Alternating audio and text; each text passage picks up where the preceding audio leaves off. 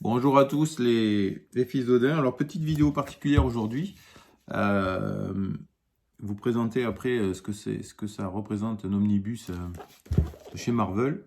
Et juste vous donner un petit tip. Ça paraît complètement idiot comme ça. Ce sont quand même des gros ouvrages. Et vous voyez ici, ça s'appelle l'œil. Voilà, et celui-là, il est assez plat en fait. Il faudrait que ça soit un peu plus rond, que ça soit comme ça. Pourquoi ça en fait? Parce que j'ai eu 2 fois la mauvaise surprise d'attaquer une lecture et de vouloir regarder en faisant comme ça directement. Et en fait, des fois, la glu chez les éditions Marvel, ça arrive aussi chez les DC, mais moi, j'achète absolument aucun DC Comics, donc chez Urban, chez Panini, ça c'est de la VO, j'ai pratiquement que de la VO. Mais en fait, pour ouvrir un omnibus et que ça vous arrive pas, la même mésaventure que moi, en fait, je vous conseille d'avoir un petit tip. Vous ouvrez d'abord la première et la deuxième, et vous faites petit à petit. Vous décollez un truc, voilà, un tout petit peu de l'autre côté, et on fait comme ça jusqu'au centre en fait, pour pouvoir laisser prendre de l'espace à la glu qui est au centre de l'œil, et pour que vous n'ayez pas une mauvaise surprise, que ça soit complètement décollé.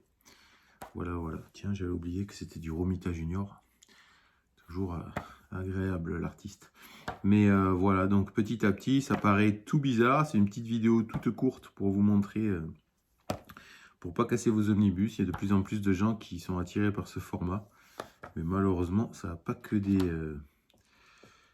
bienfaits, ça a certains inconvénients. Voilà, surtout que c'est lourd. Je sais pas si vos étagères font la même troche que la mienne. Mais je suis maintenant à plus d'une trentaine d'omnibus et ça commence sacrément à plomber. Il ne faut pas déménager les gars tous les 4 matins. Donc voilà, et puis on arrive jusqu'au centre.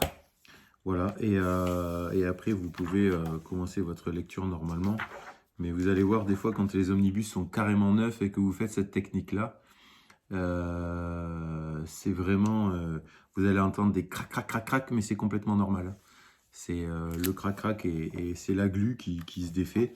Mais en tout cas, faut vraiment pas que vous ayez la mauvaise surprise que ça se déchire ici.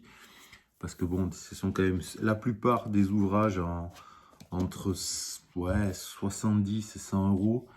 Et vous allez avoir en rivet, je crois qu'il y a le King in Black de Donny Cates. Et je crois que c'est l'Avengers de Baron qui vont sortir en VO à 150 $. Donc ça va commencer sacrément à piquer si le livre est déchiré ou qu'il est... Bon, déjà des fois quand vous les commandez sur certains sites, ils sont pas super protégés. C'est quand même des sacrés ouvrages qui sont lourds. Hein. Ça fait ouais, un petit 2-3 kilos à chaque fois. Hein. Voilà. Donc voilà, ce petit tip aujourd'hui.